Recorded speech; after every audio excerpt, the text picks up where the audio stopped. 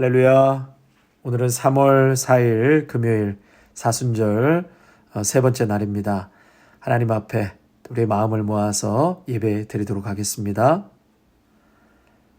사랑의 하나님, 오늘 또 이 아침 생명 주시고 호흡 주셔서 우리를 사랑하신다는 하나님의 말씀 앞으로 불러 모아 주시니 참으로 감사와 찬송과 영광을 하나님께 올려드립니다. 이 시간 저희들 갈보리산 위의 험한 십자가를 바라보기를 원합니다. 우리를 위하여 십자가를 지신 주님께 감사와 찬송을 드립니다. 예수 그리스도의 보혈로 우리가 정결케 되었고 그 보혈의 피로 우리가 값없이 의롭다함을 얻었음을 고백합니다. 이제 우리 모두가 주 안에서 자유하게 되었고 하나님의 자녀로 이루 말할 수 없는 은혜와 복을 받으며 살아가는 인생임을 고백합니다. 주님, 그러나 저희들이 너무나 연약하고 교만하고 부족하여서 주신 말씀 붙들지 못하고 인간의 생각과 교만과 자랑으로 실천하지 못하며 살아감을 용서하여 주시옵소서. 지금은 사순절 기간입니다. 무엇 때문에 예수 그리스도께서 이 땅에 오셨고 무엇 때문에 죽으셔야 했는지 한 주 한 주 주의 고난을 우리 가슴 깊이 묵상할 수 있도록 인도하여 주시옵소서. 40일간의 사순절 기간을 통하여 온 교회가 거룩하여지게 하시고 다시 한번 자신을 향한 정결해지고 또 타인을 위해 정직하고 하나님을 향해 정화되는 은혜가 있기를 간절히 원합니다. 예수님의 사랑으로 충만한 아름다운 교회가 되게 하옵소서. 우리 주 예수 그리스도의 이름으로 기도하옵나이다. 아멘. 오늘 말씀은 누가복음 22장 1절과 6절의 말씀입니다. 저희는 사순절에 이 40일간의 묵상집으로 새벽 예배를 드리고 있습니다. 우리말 성경 버전으로 말씀을 읽겠습니다. 누가복음 22장 1절과 6절 오늘 세 번째 날 보시면 되겠습니다. 6월절이라고도 하는 무교절이 다가왔습니다. 대제사장들과 율법학자들은 예수를 없앨 방법을 모색하고 있었습니다. 그들은 백성들을 두려워했기 때문입니다. 사탄이 그 12 중 하나인 가롯이라는 유다에게 들어갔습니다. 유다는 대제사장들과 성전 경비 대장들에게 가서 어떻게 예수를 그들에게 넘겨줄지를 의논했습니다. 그들은 기뻐하면서 유다에게 돈을 주기로 약속했습니다. 유다도 이에 동의하고 무리가 없을 때 예수를 그들에게 넘겨주려고 기회를 엿보고 있었습니다. 아멘. 예, 오늘도 같은 본문이지요. 여러분, 같은 본문을 이렇게 반복하는 이유는 이제 앞으로 계속 우리가 묵상할 22장에서 24장 이 본문 안에 기독교의 핵심, 기독교의 본질이 다 녹아 들어 있다고 할 수 있습니다. 22장 1절에서 13절까지만 해도요. 대략 한 12편의 설교가 나올 수 있을 정도의 엄청난 분량의 복음의 진수가 녹아 들어가 있습니다. 그래서 우리가 이 사순절 집중적으로 22장에서 24장의 말씀을 볼 것입니다. 예수 그리스도 그리고 십자가 외에는 우리가 더 자랑할 것이 없기 때문입니다. 우리가 이틀 전에 첫째 날, 사순절 첫째 날에는 예수님의 역사성을 우리가 말씀을 보았습니다. 예수님께서 이 땅에 오신 것은 하루아침에 뚝 떨어진 것이 아니라 철저한 하나님의 계획과 섭리 속에 예수님이 이 땅에 오셨고 십자가를 지신 것입니다. 또 첫째 날은 십자가는 연약함이다. 또 미련한 것이고 수치스러운 것이었다. 그러나 그 연약함, 미련함, 수치스러운 그 십자가로 구원을 얻게 된 것이죠. 그러니까 하나님의 사랑은 세상의 논리와 다른 것입니다. 약하고 낮고 침묵이 실패가 아니었습니다. 절대로 약한 것이 아니라고 하셨습니다. 자, 둘째 날 어제 우리 문 목사님을 통해서 유월절과 예수님과의 관계성, 그거에 대해서 말씀을 들었고요. 예수님의 죽음의 의미를 설명해 주셨습니다. 예수님의 죽음은 대속적인 죽음, 그리고 우리 모두를 구원하고 살리신 그 십자가를 유월절과 연결해서 설명해 주셨습니다. 또 다른 의미는 그 십자가는 죄와 마귀로부터 우리 모두에게 자유와 해방을 가져다 준다. 아멘. 자, 오늘은 셋째 날, 그 주제는 측근 제자의 배신입니다. 저자의 해설과 묵상에 대해서 읽겠습니다. 12은 성경적으로 완전수를 의미합니다. 특히 예수님이 12명의 제자를 부르신 것은 12지파로 구성되었던 이스라엘의 영적 회복을 상징합니다. 그러나 그 12 중 하나이며 재정까지 관리했던 핵심 제자 가룟 유다는 예수님을 배반하고 성전 권력자들에게 스승을 팔아넘깁니다. 가룟 유다는 돈 은 30을 받고 스승인 예수를 팔았습니다. 사복음서 기자 중 구약의 예언 성취를 특별히 강조한 마태는 유다가 예수를 팔아넘긴 그 액수까지 정확히 기록합니다. 그 이유는 유다의 배신이 단순히 역사적인 상황에 따른 우발적 사건이 아니라 스가랴 선지자의 예언, 스가랴 11장 12절대로 하나님의 구원 계획 가운데 이루어졌다는 것을 강조하기 위함입니다. 그래서 스가랴 11장 12절에 은 30에 예수님을 팔 것이다 라는 예언이 나와 있는데 제가 한번 읽어드리겠습니다. 스가랴 11장 12절 내가 그들에게 이르되 너희가 좋게 여기거든 내 품삯을 내게 주고 그렇지 아니하거든 그만두라. 그들이 곧 은 30개를 달아서 내 품삯을 삼은지라. 이런 말씀이 있습니다. 그럼 잠깐 제가 설명을 해드리면 스가랴는 너희가 좋게 여기거든 내 품삯을 내게 주고 그렇지 아니하거든 그만두라. 이렇게 12절 상반절에 말씀하죠. 이것은 이스라엘 백성들에게 목자의 수고가 계속되기를 바라는지를 밝히라는 것입니다. 선지자인 내가 너희들을 위해서 하나님의 말씀을 계속 대언하기를 원하느냐? 하나님의 뜻을 밝히기를 원하느냐? 그 수고가 계속되기를 바라느냐? 지금 묻고 있죠. 그런데 이 같은 요구에 대해서 이스라엘 백성들은 은 30개를 품삯으로 주었다는 것입니다. 은 30개의 품삯의 의미가 있는데 당시 이스라엘에서 은 30의 가치는 죽임을 당한 노예의 몸값에 불과한 것이었습니다. 그러니까 은 30이라는 것은 굉장히 하찮은 것에 대한 관용적인 표현이라고 할 수 있습니다. 그러니까 스가랴 선지자의 수고를, 다시 말해 하나님의 메신저의 수고를 은 30으로 매기는 것은 그들이 우주 만물의 주인을 향해 얼마나 엄청난 모욕을 끼치고 있는지를 극단적으로 보여주고 있는 구절이라고 하는 것입니다. 그러니까 이 예언은 가룟 유다가 예수님을 은 30에 팔았을 때 그대로 성취되었습니다. 그렇기 때문에 하나님은 이 스가랴에게 그들이 스가랴의 수고를 헤아려준 그 싹을 토기장에게 던지라고 명령했습니다. 그래서 이 은 30에 대한 의미는 이렇게 말씀을 드릴 수가 있고요. 계속해서 또 교재로 가서 은 30이면 물론 적은 돈이 아니지만 그렇다고 엄청나게 큰 돈도 아니었습니다. 출애굽기 21장 32절에 따르면 은 30은 남종이나 여종의 몸값이었습니다. 당시 선풍적 인기를 일으키던 랍비의 몸값이라고 하기엔 너무나 적은 돈입니다. 아마도 유다가 예수님을 팔아넘긴 것은 그저 돈 때문만이 아니라고 생각됩니다. 만일 그랬다면 더 큰 액수를 요구했겠지요. 유다는 예수님이 추구하는 하나님 나라 운동 방식에 실망했는지도 모릅니다. 나아가 예수님의 방식이 틀렸다고 단정했는지도 모릅니다. 그는 더 공격적이고 민족주의적인 방식으로 이스라엘의 해방을 추구해야 한다고 생각했는지도 모르겠습니다.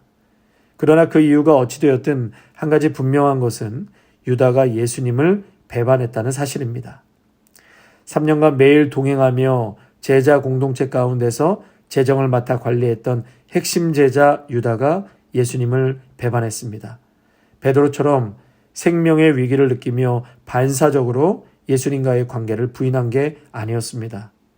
유다는 직접 성전 권력자들을 찾아가 예수님의 체포에 대해 주도 면밀하게 상의했고 군중이 없는 외진 곳에서 예수님을 체포함으로 소요를 피해가는 치밀한 작전을 공모합니다. 입맞춤을 스승을 체포하는 수단으로 사용하기로 작정한 가룟 유다의 행동은 다분히 계획적이고 치밀한 준비가 있었음을 보여주는 증거입니다. 그래서 여러분, 이 우발적인 사건과 치밀하게 계획을 세워서 범죄를 저지른 사건은 처벌 자체가 완전히 다른 것이죠. 가룟 유다는 지금 치밀하게 계획을 세워서 예수님을 팔아넘긴 것입니다. 명예와 수치라는 문화적 코드가 매우 중요한 기능을 했던 1세기 유대 사회에서 절친이자 스승인 예수를 배반한 가룟 유다는 수치스러운 존재로 이해되었을 것입니다. 한국인 역시 1세기 유대인들과 당시 지중해 연안에 살던 사람들처럼 명예와 수치라는 코드에 매우 익숙합니다.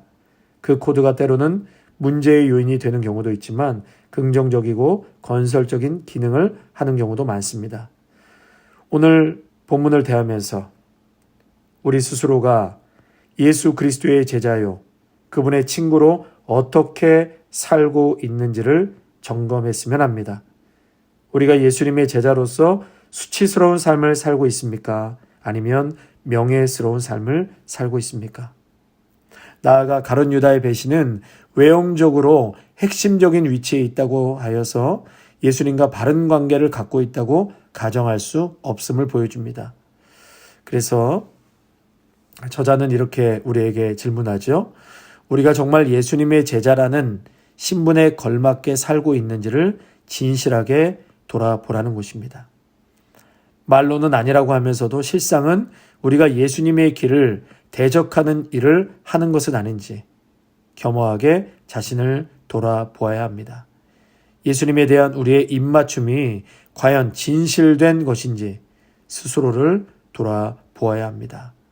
멋들어진 종교적 외형을 숭상하지 말고 예수님의 제자로서 하나님과 이웃 앞에서 영적 내실을 추구하는 삶이 되어야 합니다. 우리가 어제 그저께 수요일 날 요한복음 성경 공부를 하면서 제가 그런 말씀을 드렸습니다. 요한복음 4장에 이 사마리아 여인을 찾아가서 예수님께서 목마르지 않는 영원한 샘물에 대해서 말씀해 주셨는데요. 그것을 통해서 하나님께서 기뻐하시는 예배, 하나님이 찾으시는 그러한 예배자가 있다고 말씀했습니다. 교회 안에서 수많은 예배자들이 있지만 하나님이 찾으시는, 하나님이 기뻐하시는 예배자가 있다는 것입니다. 그것은 첫 번째가 신령과 진정으로 예배하는 자. 신령이라는 것은 성령으로, 진정은 진리인데 진리는 곧 말씀이지요.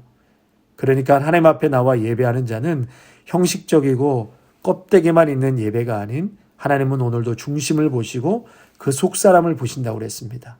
그러니까 하나님을 예배하는 자는 정말 성령으로, 성령에 민감하고 성령의 인도하심을 받고 또 하나님의 말씀으로, 그래서 하나님의 말씀과 성령의 반응에서 예배하는 자. 왜요? 하나님은 영이시기 때문에. 우리가 비록 육으로 예배당에 나와 있지만 영으로, 하나님을 성령으로, 말씀으로 찾고 갈망하는 자. 그래서 하나님의 영과 우리의 영이 부딪힐 때 불꽃이 튈 수 있는 그러한 감격과 은혜를 사모하는 그러한 예배자를 찾고 있다. 또 상한 심령이라고 그랬습니다. 상한 심령을 하나님은 기뻐 받으신다. 그리고 선행이라고 그랬어요. 신령과 진정한 예배자, 또 감사와 찬양의 예배뿐만이 아니라 삶으로 드리는 예배. 여러분, 그것은 예배당 울타리 안에 갇혀 있는 것이 아니라 삶의 자리, 일터에서 인간관계 등을 통해서 예배하는 것입니다. 삶과 분리된 예배는 하나님께서 기뻐 받으시지 않지요. 삶이 위선이 돼서는 안 된다고 말씀하셨습니다. 하나님 보시는 것, 그것은 삶이다. 재물 드리기 전에 형제와 화목해라. 그러면서 삶에 대해서 우리가 바르게 믿어야 된다. 삶을 통해서 바른 예배자가 되어야 한다라고 말씀하셨습니다. 끝으로 저자는 두 가지 질문하지요. 교회나 기독교 단체에서 근사한 종교적 외형을 갖고 있던 개인의 영적, 도덕적 타락과 실패가 밝혀지면서 충격을 받았던 적이 있나요? 그 일이 왜 충격적이었나요? 두 번째 질문, 자신을 영적, 도덕적 타락과 실패로부터 보호하는 실제적인 예방장치를 갖고 있습니까? 만약 있다면 그것은 무엇입니까? 저자가 한 줄의 기도를 합니다. 예수님의 충성된 제자로 남도록, 그리고 영적, 도덕적 타락에 빠지지 않도록 도와주소서.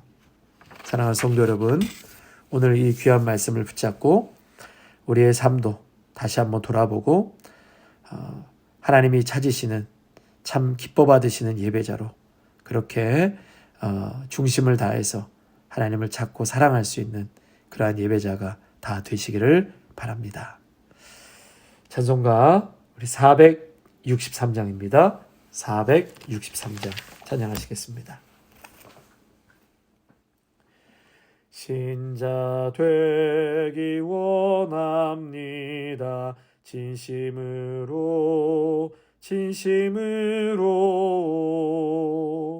신자 되기 원합니다. 진심으로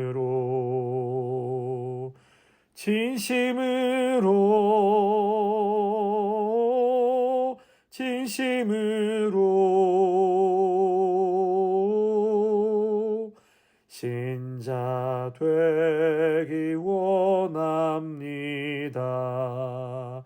진심으로 사랑하기 원합니다. 진심으로 사랑하기 원합니다.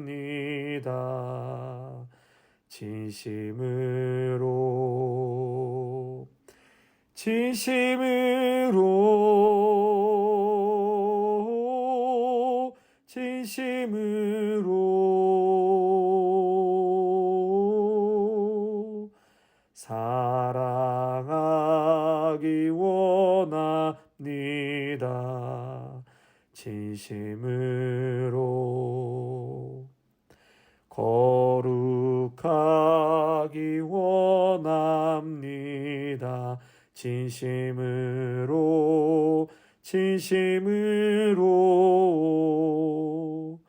거룩하기 원합니다.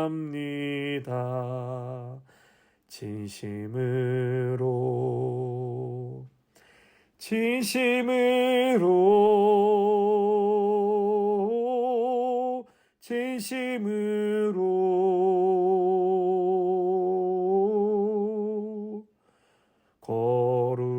거룩하기 원합니다. 진심으로 예수 닮기 원합니다. 진심으로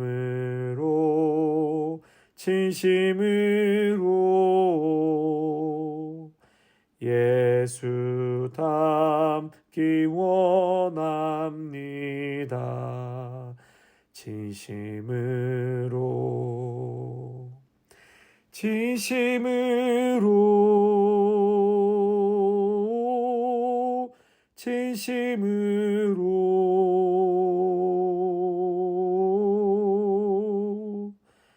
예수 닮기 원합니다. 진심으로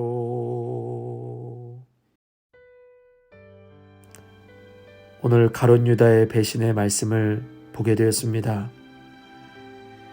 우리는 너무나 연약하고 교만하고 무지하여서 예수님을 믿고 살아가면서도 이 땅의 삶이 얼마나 많이 예수님을 배신하고 무지하며 예수님의 마음을 아프게 하며 살아갔는지 모르겠습니다. 주님, 다시 한번 오늘 이 말씀을 깊이 묵상하면서 우리 안에 이 가룟 유다와 같은 요소가 얼마나 많은지 모르겠습니다. 십자가의 보혈로 성령의 불로 다 태워 주시옵소서. 그래서 우리의 삶을 돌아보고 참으로 하나님이 기뻐 받으시는 예배자로, 하나님이 찾으시는 예배자로 매일매일 우리의 삶을 통해 살아낼 수 있도록 은혜 허락하여 주시옵소서. 그러한 우리들, 그렇지만 허물 많고 연약한 우리들을 여전히 오늘도 사랑하시고 우리와 함께 동역하기를 원하시며 하나님 십자가의 복음을 전하기를 원하시는 하나님의 깊은 마음을 깨닫고 오늘도 삶의 자리에서 최선을 다해 말씀 붙들고 살아갈 수 있는 우리 모두가 되게 하여 주시옵소서.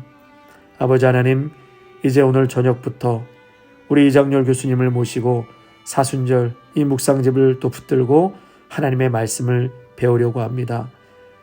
기꺼이 흔쾌히 허락하고 또 우리 아름다운 교회 또 세안교회와 함께 이 귀한 은혜의 시간을 갖고자 하오니 주님, 우리 교수님 붙잡아 주시고 성령의 두루마기로 덧입혀 주시옵소서.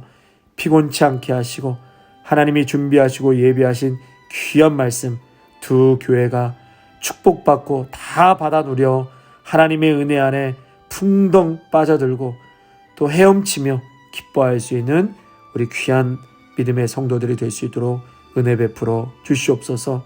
오늘 저녁 한 명도 빠짐없이 모두가 참석하여 준비하신 귀한 은혜 다 받아 누리는 귀한 시간 될 수 있도록 역사하여 주시옵소서. 감사를 드려오며 우리 주 예수 그리스도의 이름으로 기도하옵나이다.